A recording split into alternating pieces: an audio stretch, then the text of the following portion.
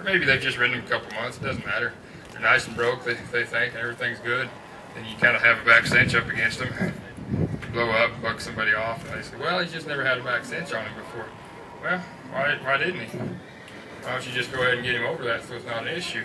Maybe the person that you sell him to or the person you give him to wants to put a back cinch on him. Maybe someday you're going up a steep trail and you need it. Do you have to have a back cinch when you're riding? No, you don't.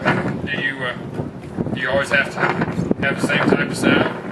No, you don't have to.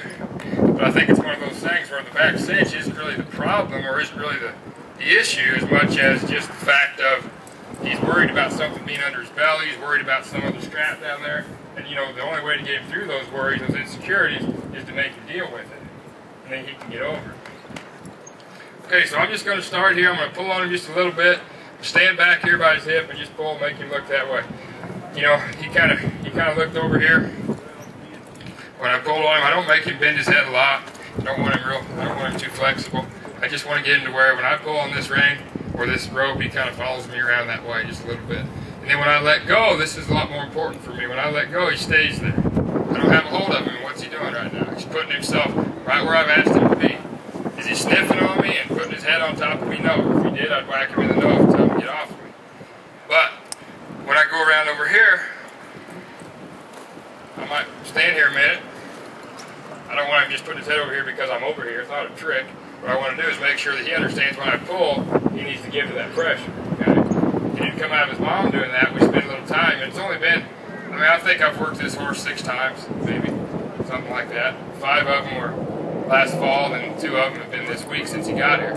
So all I'm doing is making sure that when I pull, he understands to kind of come this way, give to that pressure just a little bit.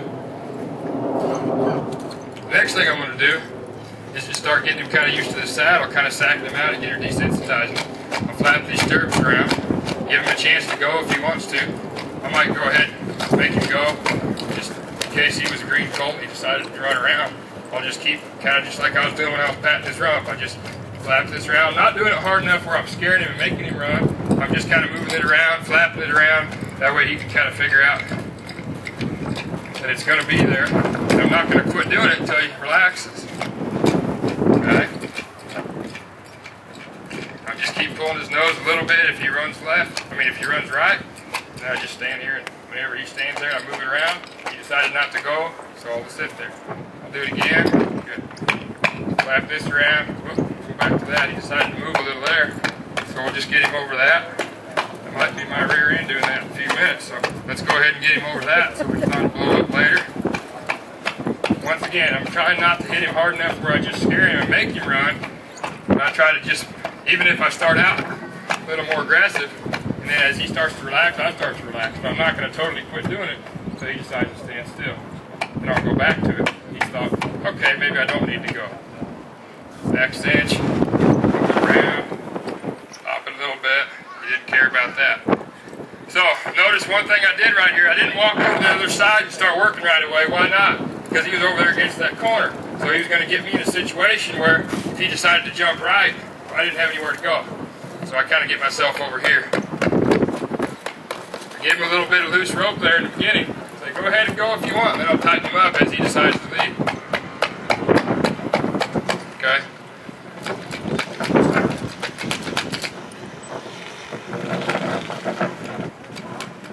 Good. I might bend him just a little bit again. Now I'm going to go ahead and put a little more pressure on him when I bend him that time. I'm not going to jerk his head off, but I'm not going to baby him around there either when I pull on him. I'm going to kind of make sure and pull on him a little bit, put a little pressure on him, make sure he understands that a lot of pressure means the same thing. You know, I see a lot of times people start the colts, and as long as they just kind of baby him, everything's okay. But the minute they do this, put some pressure on him, oh, you got a big wreck and you can't get through it. So that's why we have to do this kind of stuff. And teach him that he has to come forward through that pressure. Not teach him that, oh, he'll follow you like a puppy dog, you just can't pull on him. Because then he rears up and hurts somebody. Well, instead, why don't you just teach him that when you pull on him, that means go forward. And then when he goes forward, you let go. It's the same theory whenever I pull his head to one side or the other. I don't want to just do it and say, look, come on, come on, come on, come on. And he looks at me because I'm talking to him, baby talk. He looks at me and I think I accomplished my goal. Instead, I'm going to teach him that when I pull hard, that means give your head. When I pull hard, that means give your head. That way he understands it's about pressure, it's not about willpower.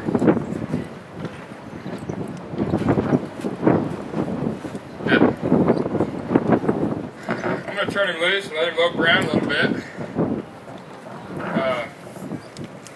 You guys might want to step away from the railing just a little bit in case he decides to run or run into the fence or something. I don't think he will. As you guys can see, he seems pretty quiet so far. Sometimes those are the ones that surprise you. So I'm not going to just turn him loose and make him take off running, because I've been working on turning him loose and making him do what? Pay attention to me. Which I can't see him right now, but I'm assuming he is paying attention to me. Okay? Now he's starting to not pay attention to me right now. He decided there's something else he'd rather pay attention to. So now, since he's decided not to pay attention to me, I'll go ahead and kind of encourage the decision he made. So go ahead. We'll use that as an opportunity to make him go. That way he doesn't think, boy, Cal's been trying to get me to pay attention to him, and then all of a sudden he makes me run off. Instead, he's going to figure out eventually that he's the one who decided not to come with me. I'm just encouraging the decision he made. In general, there's always a stipulation, there's always a what if or a hypothetical, or there's always extenuating circumstances with these colts. There's never anything that's like, there's only a few concepts in horse training that are 100% all the time right. And this deal here, generally speaking, starting colts, I want to just let them make whatever decisions they want and encourage those decisions, whether they're good or whether they're bad. And pretty soon they'll figure out which ones are good and which ones are bad by what they get out of the deal. In other words, if he decides to run up for an hour, then I'm going to let him run for an hour. If he decides to stand still, I'm going to let him stand still. Now if we look at it that black and white, you know, that's a pretty easy one to figure out. Pretty soon he's going to figure out it's better to stand still than it is to run. And that's just kind of a black and white view of what we're talking about with these things. Let him decide to quit paying attention to me and walk off, and then he's going to have to go a little bit. Eventually he'll figure out which way to go. See if somebody can go find a lunch whip there in the barn, or maybe in my trailer, or maybe the back of my pickup, the new one.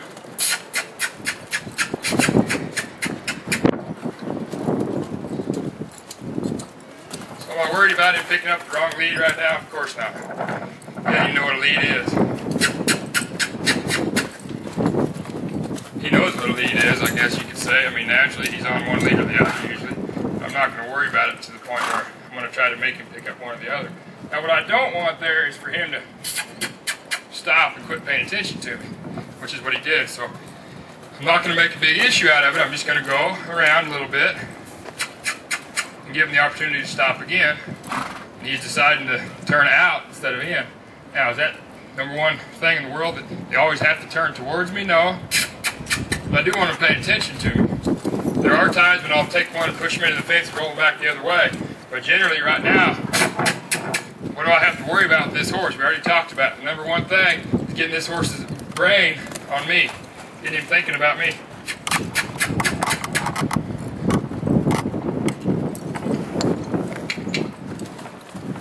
Stop in the middle, let him do what he wants. Okay, so he's kind of better off than he was last time. I'm going to drive him forward, and with that forward motion, I'm going to try to get him to pay attention to me. I'm going to kind of start cutting him off a little bit as I'm driving him forward. See if I can get him to turn into me. Okay? He's kind of thinking about turning into the fence. I'll drive him forward. I'll drive him forward. I'll just kind of get to his eye here, and he says, "Hey, Cal, what are you doing?" I'll just back up and say nothing. But I'm glad you're thinking about me. Okay? That's all I need for right now. Thank you. I'll just give him a little bit of time to kind of let that soak in. I'm going to get something to drink. Thank you.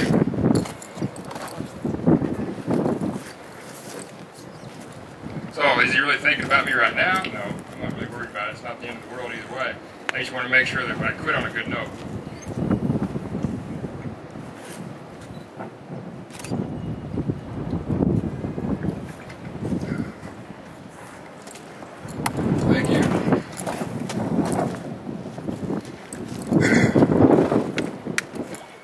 time is